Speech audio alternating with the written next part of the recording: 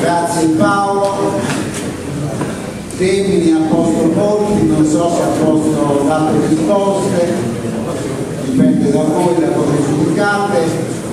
Mi è venuto modo quel noi chiesto da Pietro Sotto, noi chi? La parola a Pietro Sotto.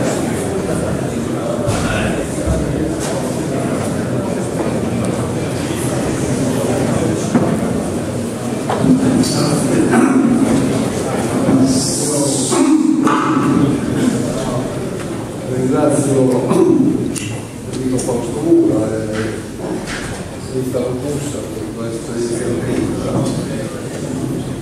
che riprende una tradizione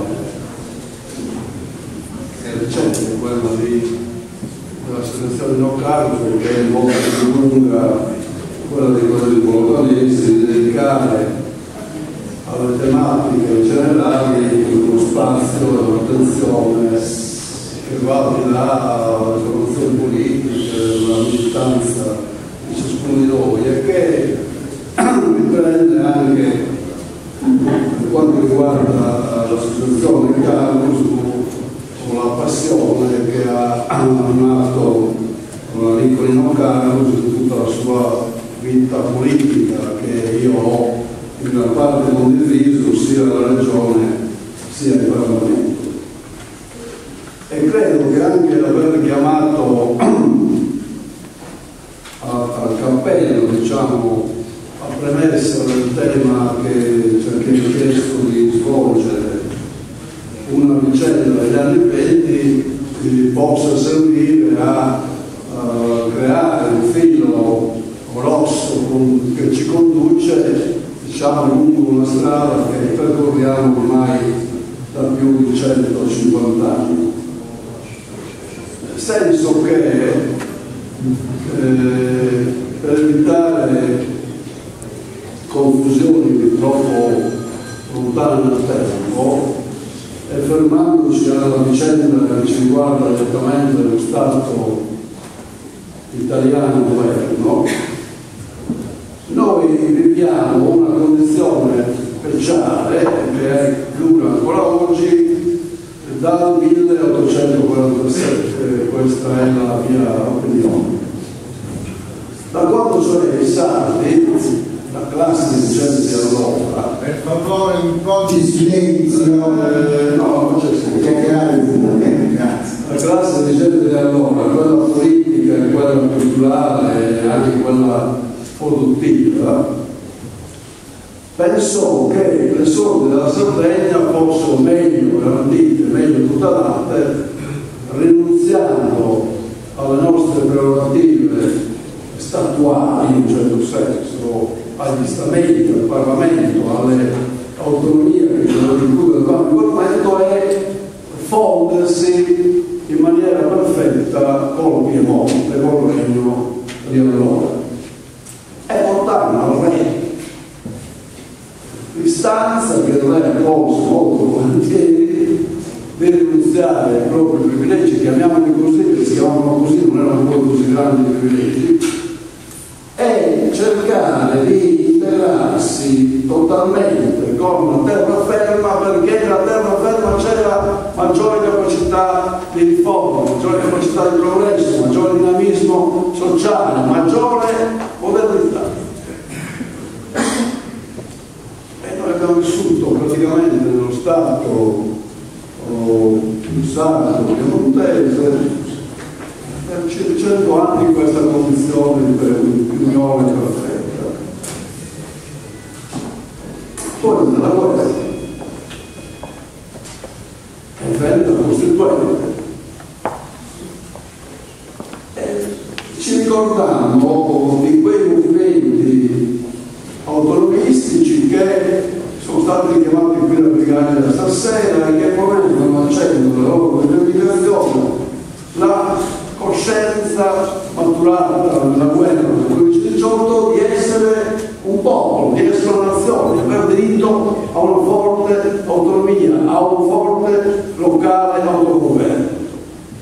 E la Costituente ci riconobbe lo statuto che noi ancora oggi abbiamo in Sardegna. ieri, dopo 100 anni esatti. E abbiamo vissuto questo periodo dell'autonomia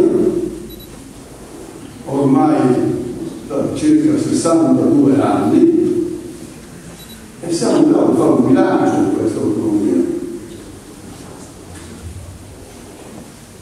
Io sono tra i critici della nostra esperienza, non da oggi, da tanto. Però ritengo che guardandola con molta freddezza, in un certo senso quasi con distacco, gli storici di oggi possono riconoscere che il periodo dell'autonomia regionale, il periodo di questi 60 anni, è il periodo più felice della Sardegna, che ha conosciuto maggiori progressi, che ha camminato in avanti, che ha registrato il maggiore inserimento della Sardegna nel mondo moderno, in Italia e in Europa e nel mondo, che ha conosciuto una qualificazione reale della condizione personale di ciascuno di noi come libertà, come diritti umani, come capacità e apertura di crescita personale, come diritto all'istruzione, alla salute, come tutti i diritti che ci portiamo appresso come uomini. Noi non abbiamo mai conosciuto un periodo come quello che abbiamo vissuto in questi 60 anni. È giusto dirlo, è giusto riconoscerlo. Chi ha in certa età ha conosciuto periodi molto più amari, quello che diciamo oggi. Ma questo non ci basta. Noi non possiamo non vedere quello che sta succedendo. Anche Manichelli non può farlo. Noi non possiamo vedere i cambiamenti generali che sono venuti in Italia e nel mondo. Non possiamo non vedere i pericoli che gravano su di noi in questo momento, quelli che ha descritto così bene Paolo Manichelli anche. Cosa sta succedendo esattamente nel mondo e che cosa ci aspetteremmo noi che non siamo consiglieri regionali, deputati e cittadini che sono qui da quelli che ci rappresentano? Ci aspetteremmo una presa di coscienza un po' più forte,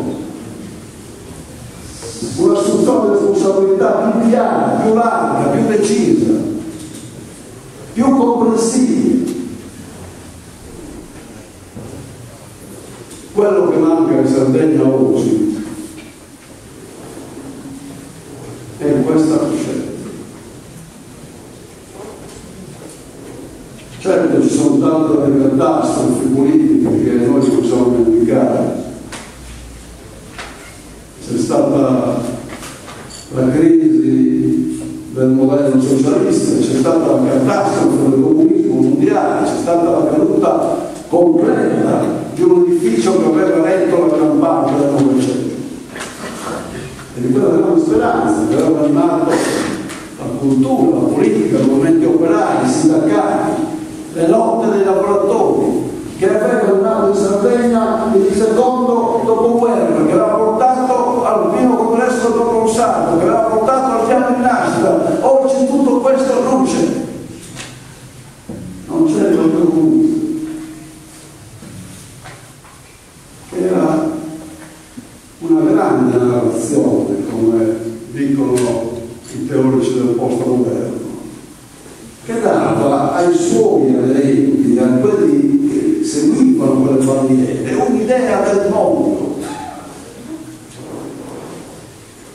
e una spiegazione del mondo, della vita che veniva condotta, di quello che si chiedeva loro, a quei militanti di lotte, di sacrifici, di sofferenze, di donazione della propria vita verso quella causa, giusto o sbagliato che fosse, una grande passione e una grande mobilitazione e una grande spiegazione che tutti capivano. E c'era la democrazia cristiana con la sua difficile composizione intergalactica classista, con la sua idea di una società solidale, e sussidiaria, come l'ha ricordato Paolo Maninchetta, dove al centro era la persona umana, dove i diritti umani erano la forza fondamentale, dove tutte le persone erano uguali di fronte al creatore e di fronte ai propri simili. Era una grande passione civile, politica e umana che guidava un grande partito che dava anch'esso significato, spiegazioni e motivazioni per una lotta di emancipazione, di inclusione e di liberazione. E c'erano anche partiti più piccoli ma importanti. Questa catastrofe noi la viviamo in qualche anno.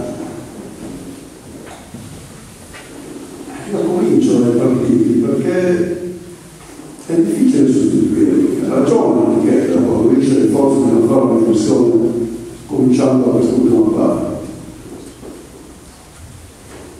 Chi è che oggi dice a ciascuno di noi, cittadini comuni, quello che sta succedendo?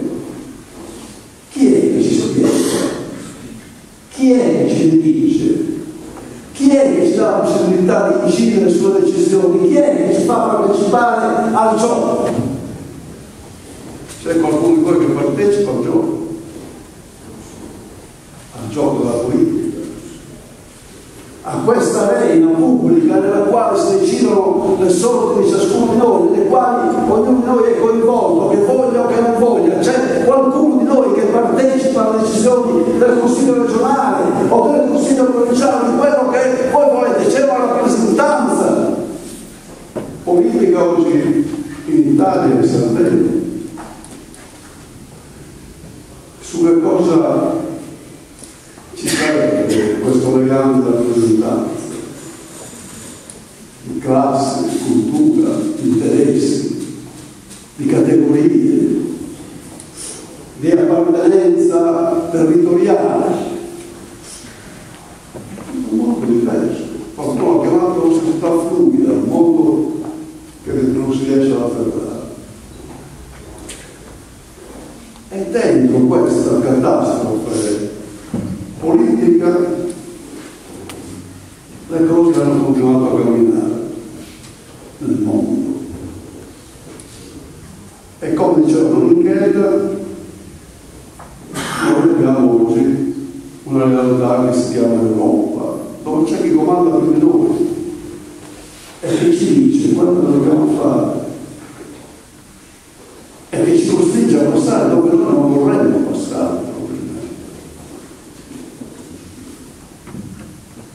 E c'è anche qualcosa di più largo dell'Europa nel mondo, perché se ne parla molto di questo fenomeno della globalizzazione, che non è un fenomeno di oggi, ma quello di oggi ha caratteri particolari, prende su di noi con la forza dell'organizzazione finanziaria che sfugge a tutti i controlli dello Stato nazionale, dell'Europa e di tutto il mondo. E c'è un'egemonia culturale che grava su noi, che viene prodotta da grandi multinazionali che ci dicono quello che dobbiamo pensare. Il nostro pensiero non è un pensiero autonomo, è un pensiero che deriva da quella macchina che vediamo tutte le sere, tutte le mattine, e l'uomo che stanno in casa a lungo, soprattutto gli anziani, la vedono tutto il giorno, quella scatola nella quale ci tengono i messaggi, le informazioni, le direttive di come comportarci, e ci comportiamo come ci dicono, in assenza di altri riferimenti che sono nel frattempo entrati in crisi, dallo Stato, dalla scuola, alla patria, la Chiesa, la famiglia, tutti i pilastri che reggevano il nostro mondo non sono più quei pilastri di una volta, sono di studio o in grande condizioni.